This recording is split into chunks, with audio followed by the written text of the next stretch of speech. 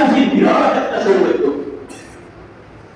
সাহাবায়ে কেরামের পরে তাবিঈন ওনাদের মর্যাদা আল্লাহর কাছে অনেক, কিন্তু যা আপনারা জানেন হযরত ওয়াইস করবী রাদিয়াল্লাহু তাআলা রাসূলের প্রেমে তাপ ব্যক্তি দিয়েছিলেন, ঠিক না বলেন?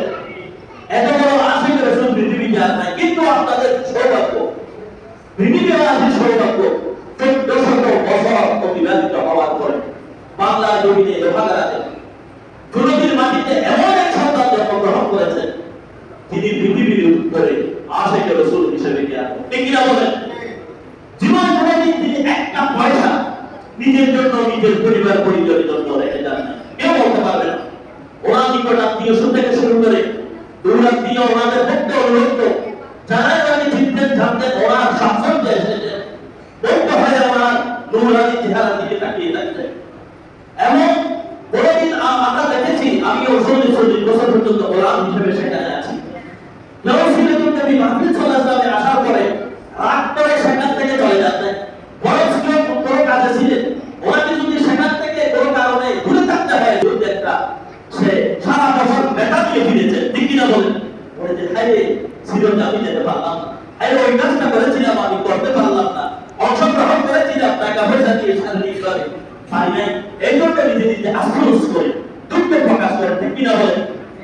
এত বড় মানুষ যে রাসূলের জন্য আমাদারে মুহাম্মদ বলেন না, আমাদারে মুহাম্মদ বেমন जाएंगे जिंदगी में यही काम कर जाएंगे, আমাদারে মুহাম্মদ বেমন जाएंगे।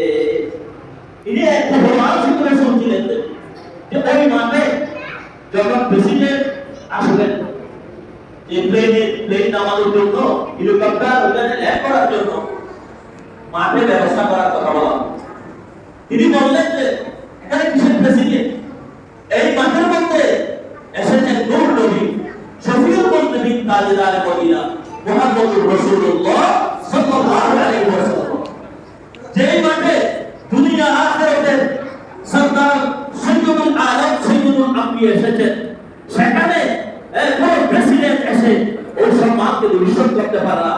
তার তুলনায় দুনিয়ার যত বড় বাদশাহ হোক না কেন উনি ওনার কাছে কিনে ছিলেন না, সম্মানিত ছিলেন না। আল্লাহু আকবার বলবেন না? যা আপনারা পেয়েছেন, উনিরা বলেছেন উনি চাইলে উনি তো বড় বড় বুজুর্গের মতো ইবাদত করে দিতে চলে যেতে পারতেন। উনি রাসূল সাল্লাল্লাহু আলাইহি ওয়াসাল্লাম থেকে এটা অনুমতি নিয়ে আসতেন। উনি বলেছেন আমি আমার রাসূল থেকে অনুমতি নিয়ে এই সিরিজ তৈরি করেছেন। এবারে 57 বড় এখানে প্রত্যেকদিন প্রায় 10,000-এর উপরে মানুষকে খাওয়ানো হয়, খাদ্য খাওয়ানো হয়, প্রায় 10 লক্ষ মানুষকে ওই দিনে খাওয়ানো হয়। আল্লাহু আকবার বলবেন না? সামগ্রীর মধ্যে প্রত্যেকদিন 200 মানুষের খাওয়া খায়, এরকম একটা এটা রাসূলের দরবার। আল্লাহু আকবার বলবেন। এত বড় উনি বলেছেন সিরিয়াতে যারা অংশগ্রহণ করেছে এখানে এসেছে এই ফিল্ড থেকে আপনার আবর্জনা কি করেছে, পরিষ্কার করেছে, হাড্ডি 10টা খাল থেকে হাড্ডি পরিষ্কার করেছে, এখানে অংশগ্রহণ করেছে যে আমাদের ময়দানে তাদের জন্য আমি খবর বেঁধে আল্লাহর কাছে সুপারিশ করবো। আল্লাহু আকবার বলবেন। এই কথা তিনি বলতে পেরেছেন, দুনিয়াটার কাউকে এসে এই কথা বলতে বলেন। প্রেসিডেন্ট এসেছেন আব্দুল সত্তার বলেছেন ওরা সত্তার কি আল্লাহ সুবহানাল্লাহ বলেন, একজন প্রেসিডেন্ট মহামান্য প্রেসিডেন্ট ওনার সামনে বলেছেন ওরা সত্তার কি বাংলাদেশ শব্দ, এই কথা ওরা চোখে শুনে পায়, ওরা তো বলে শুনে কত বড় হৃদয়ের মানুষ ছিলেন মানুষকে খাওয়ানোর জন্য। আমরা তো আত্মীয়-স্বজন আসতে পর্যন্ত করে বন্ধ করে না, বোন আসছে আত্মীয়-স্বজন আসছে, ওরা উনি চাইতেন সারা পৃথিবীর মানুষ এখানে আসুক। আল্লাহ এই জায়গাটাকে আপনাদের লোহাগাড়াকে সারা পৃথিবীর জিয়াফতটা করে দিক। সকলে বলেন আমি আপনাদের রাসূলের মহব্বত সৃষ্টি করার জন্য, মিলাদুন নবী সৃষ্টি করার জন্য, তারপরে ঈদে মিলাদুন নবী উদযাপনের জন্য, সিরাতুন নবী শোনার জন্য এর চেয়ে ভালো কোনো একটা উপযুক্ত কোনো ময়দান পৃথিবীতে আছে কিনা দেখেন। আপনারা কি বলেন? তো এখানে আপনারা যাবেন কিনা ইনশাআল্লাহ? বলেন না এটা কি আমার লাভের জন্য শাসকের না আপনাদের? বলেন না নিজেদের লাভের জন্য, ঠিক কিনা বলেন? ইনশাআল্লাহ আমরা সকলেই অংশগ্রহণ করবো ইনশাআল্লাহ বলেন।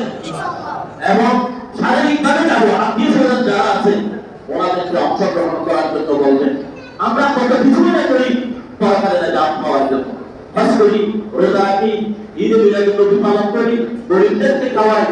এই সবের মধ্যে অন্যতম আল্লাহ এবং আল্লাহ রাসূলকে রাজি করার অন্যতম আপনার বিরাট একটা হলো উপায় হলো সিরাতুন নবী সাল্লাল্লাহু আলাইহি ওয়াসাল্লাম মাহফিল। ঠিক না বলেন? এটা তো আপনাদের জন্য বিরাট একটা নিয়ামত। আবু জাহেল কপালে ঈমান ছিল না, বলে ঘরের ভিতরে রাসূল থেকে, আপনারা তো দেখেছেন আবু জাহেলের ঘর রাসূলের ঘর কাছাকাছি, চাচা ছিল, এরপর ঈমান নসিব হয়নি। ঠিক সিরাতুন নবী অংশগ্রহণ না করা, ওইটার সাথে মহব্বত না রাখা, এই বিরা আপনার আপনার জন্য বদকিসমতি হয়ে যাচ্ছে জন্য। ঠিক না বল? তো আজকে তাদের পক্ষ থেকে আমি তো আসি, আমি থাকবো ইনশাআল্লাহ, চিরদিন ছিলাম ওইখানকার ছোট্ট গোলাপ হিসেবে।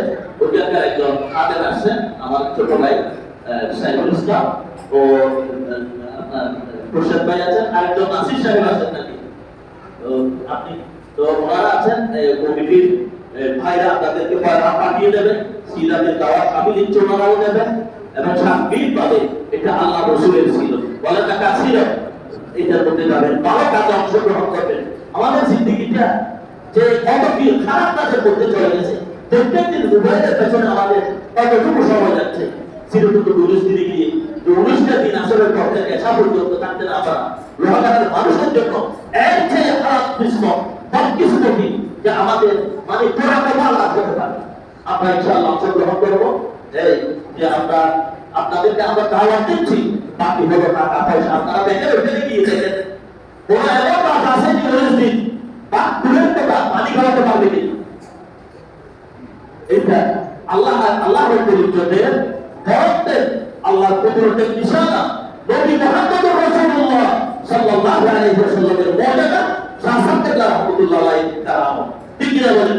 আল্লাহ আমাদেরকে আল্লাহ রাসূলের মহব্বত, আহলে বাইতের মহব্বত, সিরাতের মহব্বত আল্লাহ আমাদের দিলের মধ্যে পয়দা করে দিন। আমিন।